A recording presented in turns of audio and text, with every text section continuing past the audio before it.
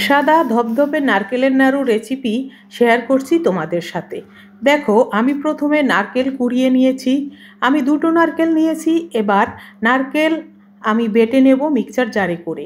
দেখো, আমার নারকেল আছে 4 কাপ আর চিনি আছে 2.5 কাপ। এবার চিনি আর নারকেলে একসাথে মেখে নেব ভালো করে। তারপর 10 থেকে 20 মিনিট ঢেকে রেস্টে রেখে দেব।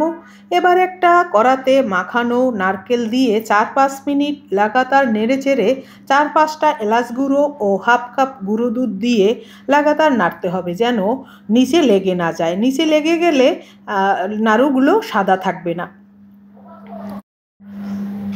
নারকেলের যে জলটুকু আছে সেটুকু পুরো শুকিয়ে গেলে বোঝা যাবে নারকেলের পাকটা পুরোপুরি এসে গেছে।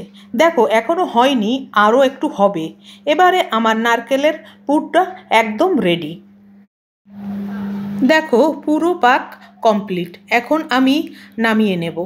নামিয়ে একটু ঠান্ডা করে হাতের তালুতে সামান্য ঘি বা জল মেখে গোল গোল করে বানিয়ে নিলেই তৈরি হয়ে যাবে চিনি দিয়ে ধপধপে নারকেলের নাড়ু। দেখলেন তো কত সহজ নাড়ু বানানো। গুড়ের নাড়ুও ঠিক এভাবে বানাতে পারেন একই নিয়মে। বন্ধুরা, আমার নাড়ু বানানোর রেসিপিটা যদি আপনাদের একটু ভালো লেগে থাকে তাহলে একটা শেয়ার করে দেবেন।